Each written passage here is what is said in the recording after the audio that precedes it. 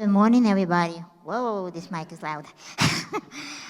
Thank you so much for having me here this morning, and I want to extend a thank you to Carmen, who had tracked me down and who had asked me to be a part of your worship service this morning and to share my story with you guys and how this shoebox has changed my life. My name is Natasha Ivanova, and I was born and grew up in a country called Belarus.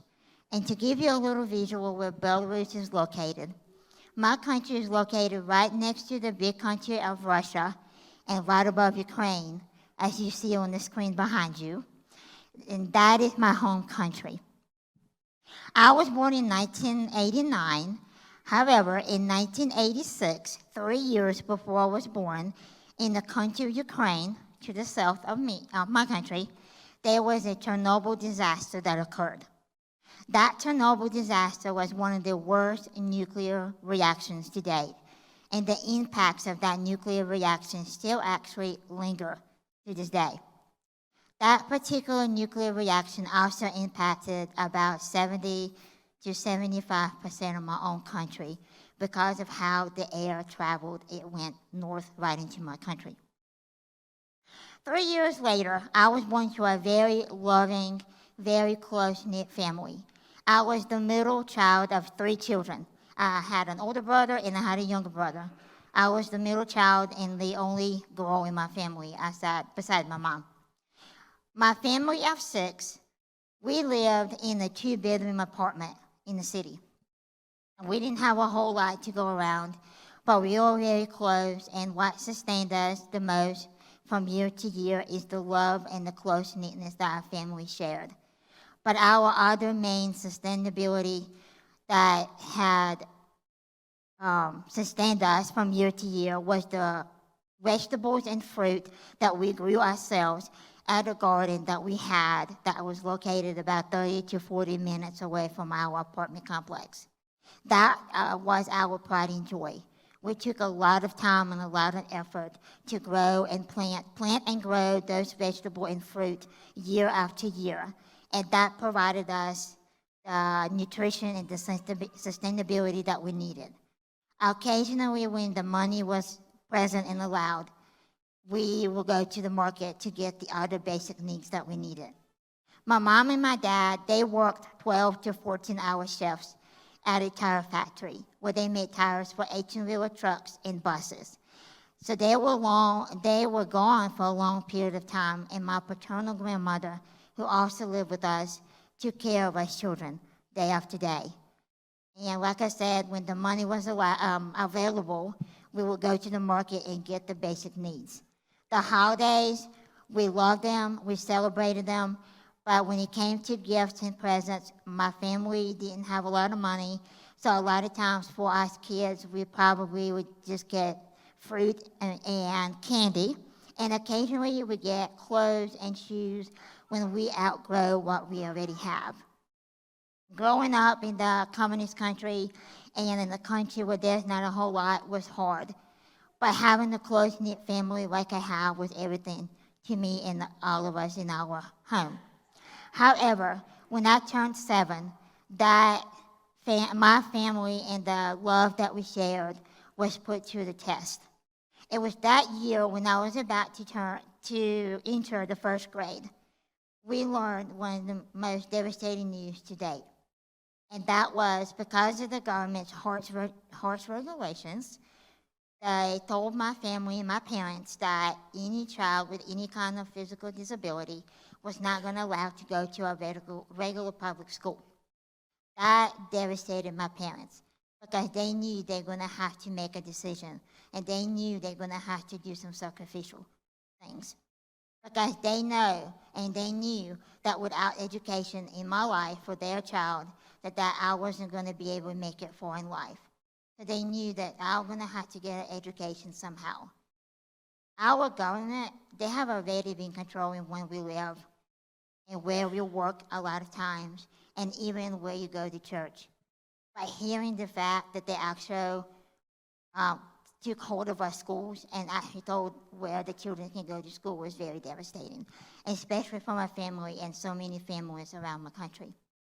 At the age of 7, that time when it came for me to go to the orphanage, my mom and my dad, as devastated as they were, they had to make the hardest decision yet to date, and that was to place their little girl in a state-run orphanage that was located a little over 2 hours from our city.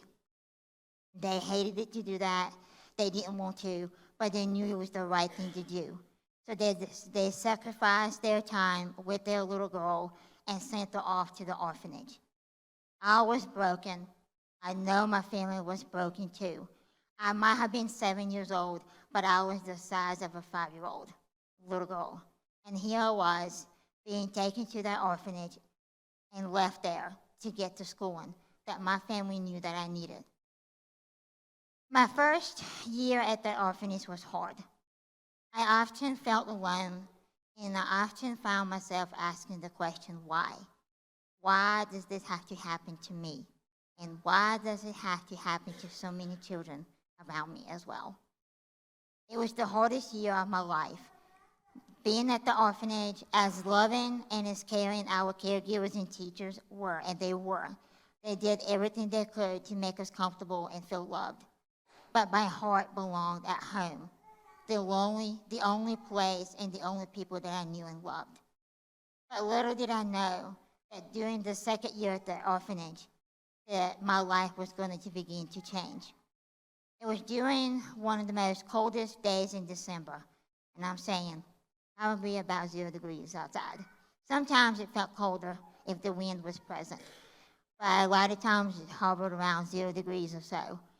But no matter how cold it got outside, we as children, we always found ourselves playing outside because we had snow. It's about endlessly from November to March, those months. So we always found ourselves playing outside no matter how cold it was. But that particular cold December day, the 7 of us that were in my class, we were told at lunchtime by our teacher that, guys, today after lunch, instead of you guys going to your rooms for nap times, what we did on a daily basis, we were actually going to our classrooms first. Well, hearing the words that we're going to our classrooms first and not going to our nap times was the excitement of a one for our day, because if we can get out of nap time, we will, because we just like going to our rooms for nap time. So that was an excitement number one, and we haven't even found out what we're doing yet. So then after lunch, as we were walking down the hall to our class, that's when our teacher further explained to us that when we enter our classrooms, there will be 7 boxes waiting for us on our desks, and that each one of us was going to receive one of those boxes. And she told us that each one of us, whatever we find in that particular shoebox that's on our desk, that was for us to keep and for us to keep our own. So we were getting a special gift that was packed by people in America. Well, keeping in mind that we were very excited. For the reason number one is because we were getting a gift. And for me personally, hearing those words was huge, because up to that time, I haven't ever received a gift. My family didn't have the money, and they gave us fruit and candy for the holidays and birthdays, and gave us clothes and shoes when the money was allowed. So getting the present and the gift was amazing, and it was huge for me, and I'm sure the rest of us in the classroom as well. We were so excited. We didn't know where America was, but we were excited that somebody out there thought of us and thought of me as well, enough to pack a gift. But then we entered our classroom, and it was right there where we saw those boxes. And those boxes were wrapped in all kinds of Christmas paper. Some were shiny, some were covered in all kinds of characters and Christmas characters. We were so excited. We haven't even seen what was inside those boxes, but seeing the wrapper and the paper that those boxes was wrapped was enough to put the smile and the laughter on our faces. We were excited before we even opened them. And then we got to open them and see what was in our boxes. My friends, they didn't waste any time getting to them. But me, I just stood there and stared at that box because I couldn't believe that there was somebody out there that was kind enough to pack those shoe boxes. It made me think and believe that I wasn't alone out there. But then I began to open the shoe boxes. We all were very excited. We went through what the whole entire box, what was in it. And I kid you not, by the time we finished going through them and looking in each other's boxes and see what we got, none of us left that classroom with the same exact thing that we found in our boxes. We still end up trading the items. We still end up sharing the items just because that's what we were accustomed to. We grew up sharing things. Even when I was at the orphanage, we had to share the school supplies because we didn't have any to call our own. We had school supplies in the front of the classroom. We used them, and then we put it back until the next time we come in. So getting the school supplies in our shoe boxes and getting to call them our own and actually keep them in our desk was huge. We were very excited that we got these items to keep our own. And same thing goes for the hygiene items. There's a lot of us in the orphanage, we had to share them as well. So getting those two monumental items, the school supplies and hygiene items, those are the two most important items that you can include in the shoe boxes. And I know I do every year when me and my mom pack them every year. But at the end of the time that we spent going through those shoe boxes, we were so excited. We have never laughed and smiled so much as we did that particular day. But then I get to a pamphlet that was in the bottom of my shoebox. That pamphlet was in English, so I didn't know English at the time. I asked my teacher to explain to me what that booklet was about. She looked at it, and then she handed that to me, and she said, I really don't know what the booklet was placed in your shoebox. It's not really that important.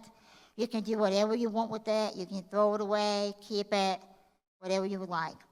So I thanked her, and then as I was walking back to my desk, I thought to myself, if a family that packed my shoebox placed a little pamphlet in my box, there's got to be some kind of importance to that. So I put that little pamphlet back in my shoebox, and I saved it. And I told myself I was going to be determined to figure it out later, days, weeks, months, years down the road, whenever that will be, I will figure out what that pamphlet was. So I saved it.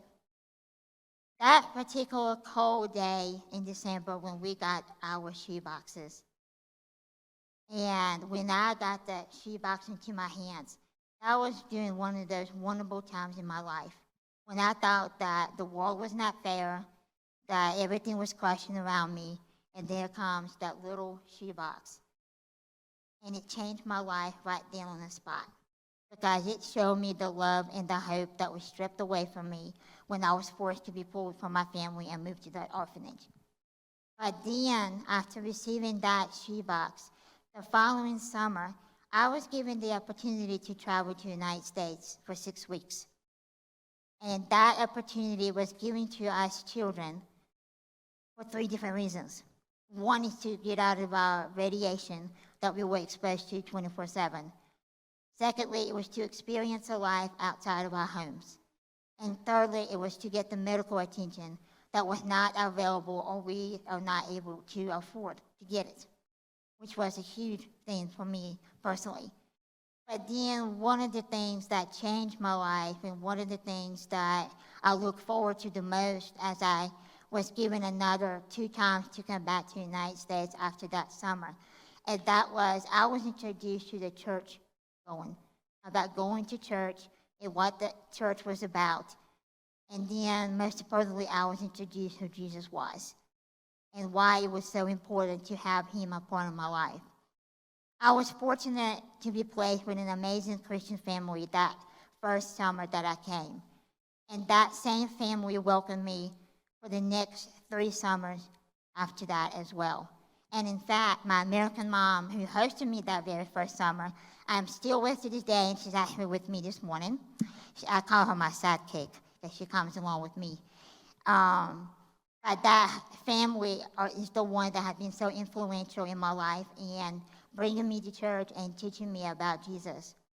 After that second or third time, that I came to the United States, I went back home.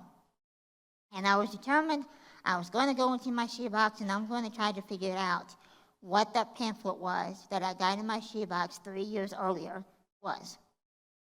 I was able to learn a little bit of English each time that I came to the United States.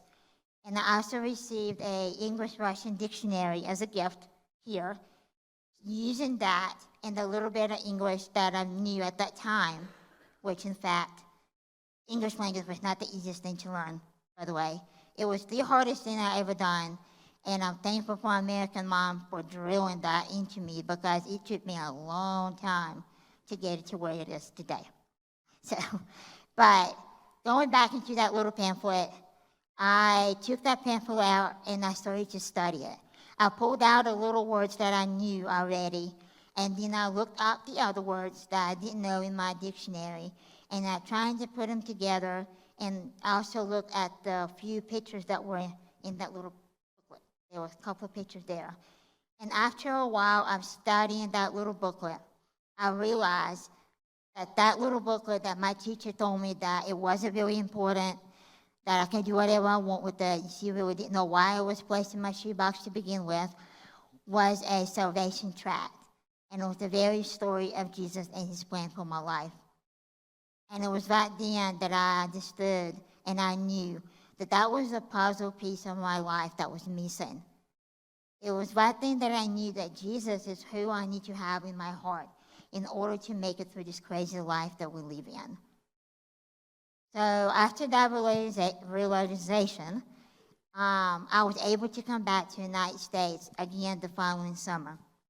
That particular summer, at that time, we were attending First Baptist Church in Mebane, North Carolina. And that summer, when we were doing vacation Bible school at the church, it was that week that I went forward and I accepted Jesus into my heart. And I invited him to be a part of my life. And that was one of the best decisions I have made in my entire life. And that was one of those decisions that I made. And looking back, I don't think I would be here where I am today if it wasn't for Jesus walking along my path with me. And that seed was possible and was planted in my heart and in my life that particular cold day in December when I got that shoebox. I really believe that's when it all started until several years down the road when I was able to become a Christian and accept him into my heart. But during that cold December day when I got that shoebox, like I told you earlier, that was an entity that showed the love to me and gave me the hope that was missing and ultimately led me to receiving Christ 4 years after that cold December day. Those shoeboxes that are distributed year after year are made possible by the people like you guys, for the people that are so faithful to take their time and their financial means and put those shoeboxes together. But those shoeboxes are filled with small items that we don't think much about, but they mean the world to so many children around the world.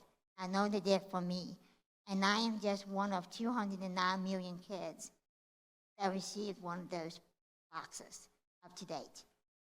And that is how many seeds that was planted in those children's hearts over the years.